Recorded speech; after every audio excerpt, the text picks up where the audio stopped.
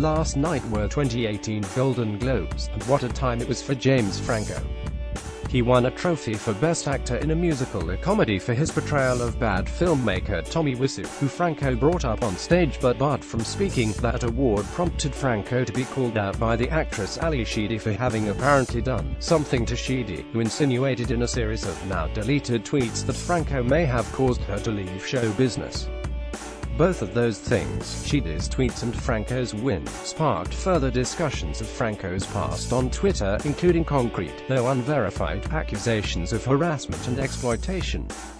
It all added an extra layer of context to a joke told by host Seth Meyers during his opening monologue.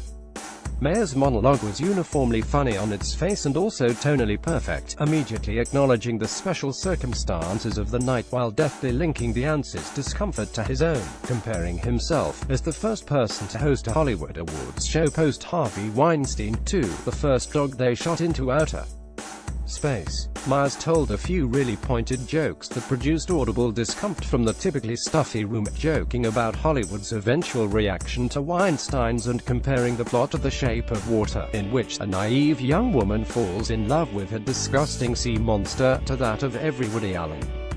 Still, Meyers needled the aunts instead of attacking them, which helped his critiques to go down smooth, allowing the jokes that contained those critiques to work as subversion. There was one joke about James Franco that I can't quite figure out. It went like this: I live in New York, so one of my favorite shows of the year was The Deuce. If you haven't seen it, The Deuce is a show about Times Square in the early 70s, when New York was so seedy there were two James Francos. This is a funny joke about a fairly unimportant show, but what exactly is it trying to say? Franco's art often examines and perversion. In 2013, for instance, he starred in and directed the docudrama Interior Leather Bar, which was loosely based on 40 or so minutes of explicit gay cut from the 1980 cruising. The Deuce itself is about the industry, with Franco playing twin brothers who eventually get into the business via the mob. Maybe that's all this joke was. James Franco makes films and television about his CD, yada yada. But it's impossible not to think about all the other stuff that arises when James Franco's seediness is brought up.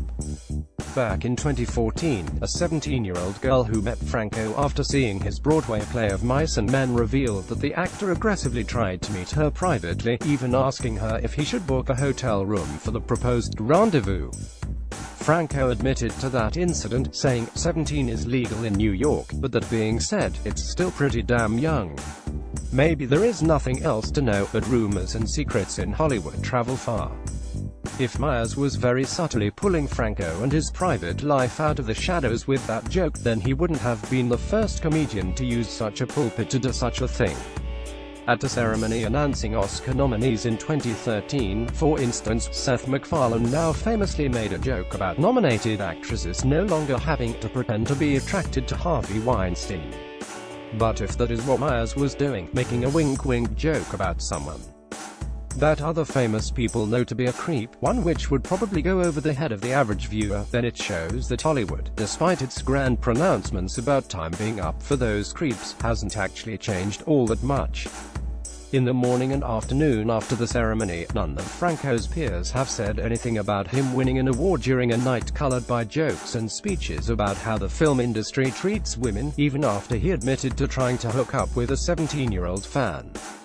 We should pause here to note that Casey Affleck was applauded after winning at last year's Globes, despite having twice been sued by former co-workers for inappropriate behavior. There have been no reactions to Ali Sheedy's tweets from those in Hollywood. Celebrities are busy people, but if there is anything more to be learned about Franco, Hollywood appears content to let the same old cycle play out, with a wave of shock from peers and a trickling out of stories from other victims only coming after a journalist reports and publishes a story. Meyers' joke, then, would be the aha moment everyone missed, except, given the nature of last night's ceremony, that can't actually be the case. Or, again, maybe the joke was nothing. It's hard to tell. It didn't produce uproarious, bubbly laughter like much of Meyers' monologue, but it also wasn't met with the same mixture of jeering and palpably uncomfortable silence as his punchlines about Weinstein and Allen, reactions from the aunts that signaled both an understanding of the severity of those situations and an uncertainty about when it would be okay to laugh about them. Maybe, in our fishing for context clues, it might be best to see how Franco and his brother Dave, sitting next to him at the ceremony, reacted to Meyers calling Franco seedy.